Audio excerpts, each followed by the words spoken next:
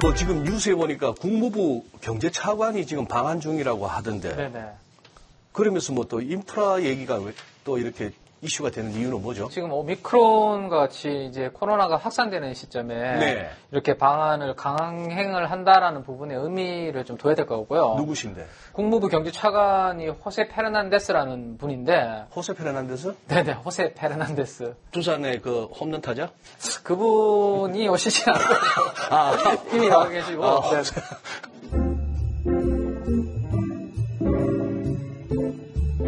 호세 페르난데스 국무부 경제차관 이분이 이제 어쨌든 요즘 바이러스가 위중함에도 불구하고 방안을 강행하는 부분을 이제 좀 주목을 해볼 필요는 있을 것 같습니다. 이번 회담에서는 아무래도 이제 우리와 미국 간의 이제 공급망이라든지 공급망 재편 뭐 이런 부분들에 대해서 논의가 있지 않을까 싶고, 그 다음에 백신, 뭐 기후변화, 그 다음 기타 인프라 부분의 협력이 어떤 내용들이 나올지에 대해서 논의할 것으로 지금 알려지고 있거든요. 방안의 핵심 중에 하나는 지금 미국과 중국하고 대립을 계속 하고 있기 때문에 뭐 안보 동맹도 또 있지 않을까라는 생각이 있는데, 그 부분보다는 지금 공급망 재편에 있어서 중국을 좀 배제해서 우리끼리 좀 탄탄하게 가지고 가자, 뭐 이런 부분이 제가 봤을 때는 큰 것 같아요. 왜냐하면 중국 때문에 사실 글로벌 공급망 체계가 많이 무너지는 부분이 또 있었고, 미중 간의 관계가 좋아지면 좋겠지만 앞으로도 계속 좀 안 좋아진다면 중국을 끼고 가기에는 상당히 이제 미국 입장에서는 부담스러울 수밖에 없는, 그러면 대안을 찾아야 되는데 그 대안 중에 하나를 우리나라로 좀 선택을 한 게 아닌가라는 생각입니다. 그래서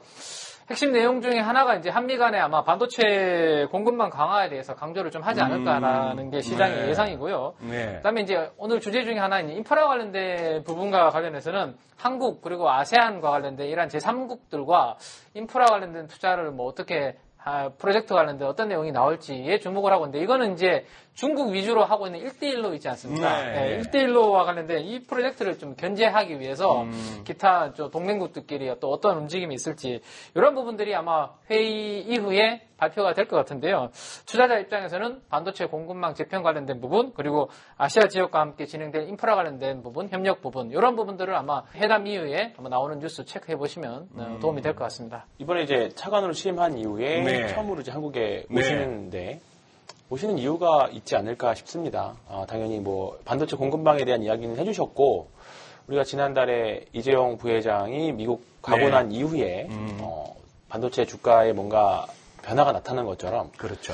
뭐 이번에도 뭔가 굵직한 안건을 가지고 한국에 오시니까, 그래서 말씀하셨던 대로 인프라라던가 반도체 공급망이라던가, 그 다음에 기재부하고 또 이제 한국 기업이 미국 인프라 투자에 관련된 내용도 또 협의를 한다고 하니까 그쪽에 대해서는 한번 뉴스 추이를 한번 살펴볼 만하네요. 충분히 있을 것 같습니다. 네. 그리고 지금 인프라 그동안에 뭐 설왕설래 그 규모에서부터 몇 번 이렇게 수정도 가해지고 조금 축소되고 했습니다만, 지금 현재 의회 통과한 상황이잖아요. 어떤 식으로 투자하겠다는 겁니까? 지난 11월 5일 날 미국 네. 인프라 법안 뭐 말도 많고 또 탈도 많았는데 결국엔 통과가 됐습니다. 네. 처음에 예상했던 것보다는 소장님 말씀해 주신 대로 규모가 조금 줄어들어서 네. 1조 2천억 달러 정도 수준으로, 우리나라 돈으로는 한 1,400조 정도 인프라 투자 및 일자리 법안 통과가 되었습니다. 미국 전역에서 뭐 도로 항만이라든지 교량, 상수도 건설, 인터넷망 구축 사업, 이러한 부분들이 활발하게 전개될 것으로 지금 생각이 되고 있습니다. 뭐 저는 뭐 경험해보지 못했는데 1930년도에 미국의 루즈벨트 행정부가 대공황 극복하기 위해서 했던 뭐 그러한 것들과 맞먹을 정도로 이번에 미국이 공사판으로 변하지 않을까라는 뭐 그런 이야기도 좀 나오고 있는 것 같더라고요. 규모 면에서 보시면 상당한 규모가 일단 배정이 되었고, 가장 많은 금액이 배정된 부분을 보면 이제 도로와 교량 쪽, 그래서 그런 부분들 때문에 한 번에 제대로 진짜 할 것 같아요. 네. 네, 그래서 그 기타 밑으로 보시면 뭐 철도라든지 대중교통, 공항 뭐 이런 부분들, 인프라 관련된 부분이 상당히 배정이 되어 있고, 그다음에 이제 브로드밴드 같은 초고속 인터넷망, 여기에도 한 650억 달러가 들어가 있습니다. 그리고 아래쪽으로 보시면 뭐 기후 변화 같은 이러한 쪽에도 상당한 금액이 쓰일 것으로 예정이 되어 있습니다. 그리고 청정 에너지 쪽도 한 75억 달러, 전기차, 뭐 청정 에너지 쪽이 그렇게 각각 배정이 되어 있습니다. 지역별로 보면 인구가 많은 뭐 텍사스, 캘리포니아주 가장 많은 금액이 할당되어 있다 정도로 정리해 드리면 될 것 같습니다. 저기 황 팀장님 보시기에 우리나라 기업들이 어디에 먹을 부분이 있을 것 같아요? 초고속 인터넷 같은 뭐 초고속 인터넷. 5G라던가 뭐 이미 뭐 도로, 교량, 철도 이 정도는 미국 현지 기업들도 사실 뭐 버핏이 철도회사 투자했다라는 거는 뭐 대표적으로 알려져 있는 네. 내용이니까. 그리고 나머지들도 사실 미국 현지에서 다 조달할 수 있는 내용이라고 봅니다. 한국 기업들이 미국의 인프라 투자 관련해서 뭔가 심리적으로는 좀 좋아질 수는 있다라고는 보는데 뭔가 엄청나게 한국 기업들이 수혜를 보겠다라고 무조건적으로 접근하시기는 조금 저도 내용을 보니까 그 생각은 좀 드네요. 미국 인프라 관련해서 투자로 수혜라면 오히려 차라리 그 ETF가 있거든요. ETF 쪽으로 한번 관심을 가져보실 만할 것 같아요. 그 ETF 중에서도 근데 그 글로벌 인프라 투자 ETF가 있고요. 미국의 인프라 투자 또 ETF가 따로 있습니다. 그래서 네네. ETF를 찾으시되 그 US라고 꼭 붙어 있는 인프라 US라고 붙어 있는 ETF를 찾으시는 게 중요하고 대표적으로 시가총액 큰 종목 중에 PAVE라고 페이브라고 있습니다. 그거나 IFRA 이거는 인프라를 약간 축소해 놓은 거죠. 그렇겠네. 네, IFRA 이런 네. 것들이 있고 저기에 항목 중에 하나 보시면 상수도 관련된 부분이 있습니다. 미국이 네. 요즘 상당한 일부 지역들은 가뭄으로 엄청 시달리고 있거든요. 그래서 상하수도 쪽에 아마 투자를 지금 많이 하고 있습니다. 그래서 수자원 쪽에서는 아쿠아라는 ETF가 있습니다. 아하. AQUA라고 있고 전력 쪽에서는 그리드라는 ETF가 있습니다. GRID. 혹시라도 나중에 우리 국내 기업들 쪽으로 뭔가 낙수 효과가 없다라고 되면 미국에 있는 관련된 ETF들로 직접 투자하시는 것도 괜찮다라는 겁니다. 네. 큰 거 얘기하기 전에 이 코로나 와중에 이 인테리어도 좀 재미보지 않았나요? 작년 2020년 3월 달에 이제 우리가 코로나 팬데믹을 네. 겪고 네. 그때 이제 거리두기가 막 계속 강화되면서 외부로 우리가 이제 활동을 자제했잖아요. 네. 집에만 있다 보니까 집에서 주로 쓰는 돈을 찾다 보니까 TV 바꾸고 가전 중에서는 우리 집에서도 화장실 공사하고 하셨습니까? 그다음에 저 부엌에 그 찬장 같은 이런 것도 한번 바꿨어요. 그렇죠. 꽤나 기여했네. 맞네요. 이 일반적인 분들의 세대들이 다 그렇게 했던 것 같아요. 집에 네. 있는 시간이 머무르면 길어지면서 집에 있는 것들을 하나하나씩 바꾸면서 그렇죠. 그런 쪽에 이제 수요가 많이 증가를 했다라고 보시면 돼요. 그래서 2015년도에 보시면 인테리어 시장 규모가 한 27조 정도였는데 작년에 41조로 상당히 많이 성장한 것을 볼 수가 있습니다. 문제는 이제 작년도 대비해서 올해입니다. 아하. 작년에 워낙 좋았고 그렇구나. 이미 집에 오래 있으면서 바꾸실 분들은 지금 더 이상 바꾸실 생각 없으시죠, 소장님도. 뭐 당분간은. 그래서 그게 지금 딱 시장의 분위기고요. 또 관련된 인테리어, 뭐 건자재 관련된 기업들 실적에 최근에 반영이 되고 있다라고 보시면 됩니다. 요즘에 그 재건축 규제 강화로 또 오랜 시간 걸리는 이런 재건축 대신에 리모델링을 선택하는 경우가 많아졌다고 합니다. 민 부장께서는 기저 효과가 좀 꺾일 만한 상황이다 하는데 요거 조금만 더 다루고 넘어가죠, 황 팀장님. 이제 기업들은 이제 특히나 이제 가구 기업들이 사실 이쪽으로 많이 진출을 예. 했죠. 예. 근데 이제 주가가 과연 따라갈 거냐에 대한 그 네. 고민은 사실 조금 해봐야 될 것 같기는 해요. 네. 이제 한국 시장 전체가 지금 뭐 기저 효과, 내년 이제 기고 효과에 대한 두려움이 있는 거니까. 내년에는 역기저. 그렇죠. 본격적으로 리모델링이 크기 시작한 거는 네. 2014년도인가요? 그때 이케아가 어. 한국 시장 들어오면서부터입니다. 이제 일산 이제 그쪽에도 생겼고 고양시에도 생겼고 네. 가봤는데 예전만큼 이제 사람이 줄기는 줄었어요. 이케아에 대한 환상도 어느 정도 조금 꺾인 것 같고 그리고 국내 기업들이 굉장히 조금 그 리모델링 또는 홈 가구에 있어서 굉장히 많이 좀 진출 많이 한 좀 치고 상태입니다. 예. 한샘도 그렇고 현대리바트, 뭐 KCC, 그다음에 유진, 신세계 요즘에 TV 광고도 굉장히 좀 많이 하고 있잖아요. 인테리어 관련해서 그렇기 때문에 이런 부분들이 이제 어느 정도 경쟁도 좀 심화되어 있는 상태이기 때문에. 인테리어만 놓고 가구 업체들을 보기에는 사실 주가를 보면 알 수 있습니다. 사실 주가를 보면 관심이 없구나 투자자들이. 네. 그렇기 때문에 일단은 이런 섹터가 있고 그다음에 나중에 또 관련 이슈가 불었을 때 이런 종목들을 보면 되겠다 정도만. 현대리바트가 그 B2B 매출이 많은 회사라고 알고 네. 있는데 이 기업은 그럼 어때요? 현대리바트는 좀 약간 특이합니다. 그 현대리바트 이름에서 가지고 오는 사실 우리가 인식은 그냥 우리가 흔히 하는 가구 회사로 알고 계실 거예요. 그리고 조금 더 이제 깊게 들어가면 이제 유아 쪽 가구도 많이 있거든요. 현대리바트 매출의 3분의 1 정도가 산업용 가구입니다. 산업용 가구. 네, 그러니까 우리나라 해외 건설사들이 해외 플랜트를 지으러 나가잖아요. 네.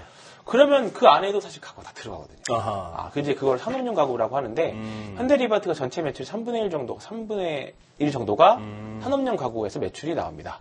이게 꾸준한 정도의 매출인데 네. 이제 코로나 이후에 플랜트들이 본격적으로 좀 더 이제 확장이 된다라고 하면 현대리바트 정도는 관심을 가지고 보시면 지금 어차피 또 이 선거 특히나 대선이 다가오면은 이 건설주가 좀 이렇게 꿈틀거리기 시작하는데 좀 탄력받을 때 됐습니까, 민 부장님?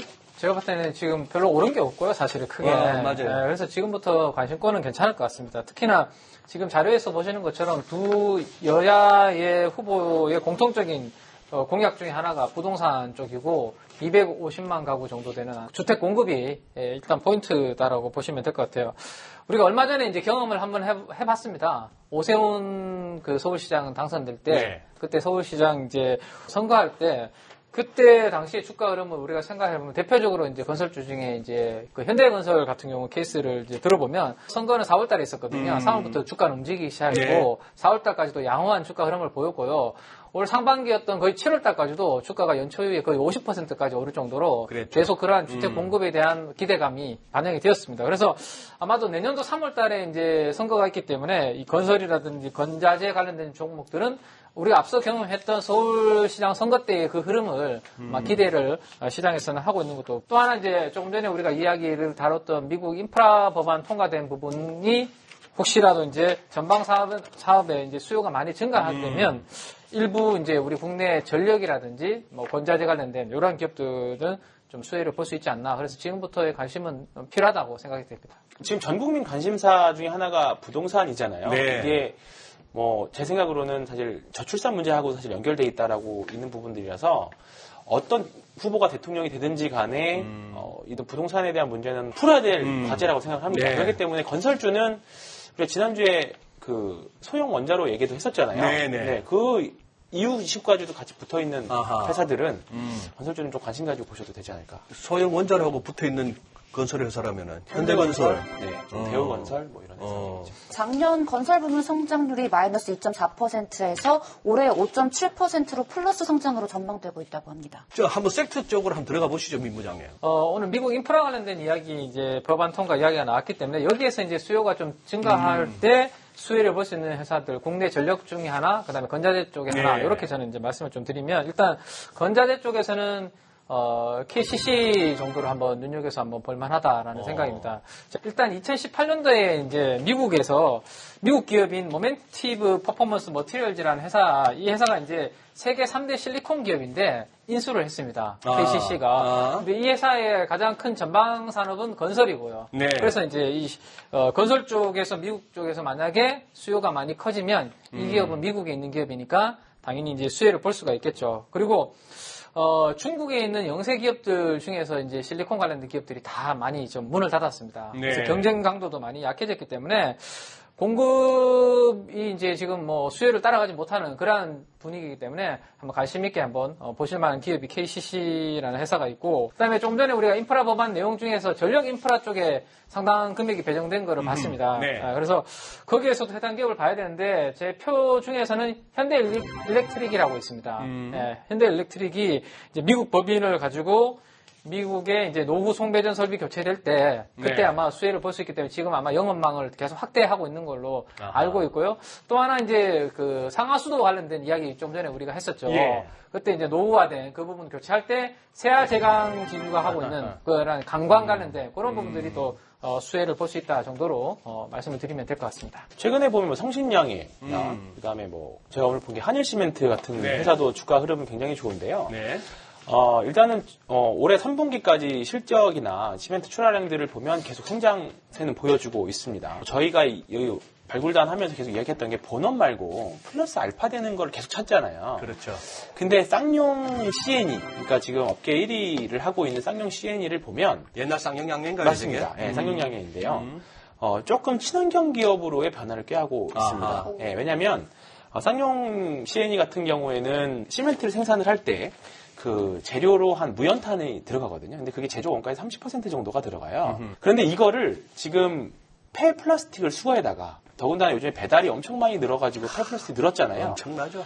연탄 떼는 걸 대신에 이제 플라스틱을 떼는 거죠. 이제 근데 사실 이 부분은 조금 논란은 좀 있습니다. 이제 플라스틱을 태우면 뭔가 또 다시 또 나오겠죠. 뭔가가. 뭐가 공수에 나오는데 공수가 네, 그렇죠. 제대로 근데 이 부분에 대해서는 회사 측에서도 굉장히 당연히 알고 있겠죠. 그렇죠. 그래서 이 부분에 대해서 계속 대응해 나가고 있는 부분들이라서 이렇게 된다라고 하면 선순환 구조를 이제 만들겠다라는 회사의 입장인 거고요. 이게 네. 업계 입장이기도 하고. 네. 그래서 이런 부분들은 회사의 신성장 동력으로 보면 될 것 같고요. 지금 쌍용 C&E 같은 경우에는 폐플라스틱을 한 연간으로 70에서 80만 톤 정도. 그다음에 폐기물 처리 업체도 인수를 해서 이쪽을 계속 사업을 강화해 나가고 있습니다. 그래서 네. 당연히 CNE가 사실 지금 주가 흐름이 별 재미는 없어요. 근데 분기 배당을 하는 회사입니다. 어허. 우리나라에 드물게 110월, 110원 정도 배당을 하기 때문에 최근 1년 주가를 보면 배당을 하고 나면 잠깐 빠졌다가 다시 그 주가를 회복을 하거든요. 그래서 이제 연말에 이제 배당 또 하게 되면 네. 또 좋은 가격에 또 매수할 수 있는 기회는 올 수 있을 거라고 봅니다.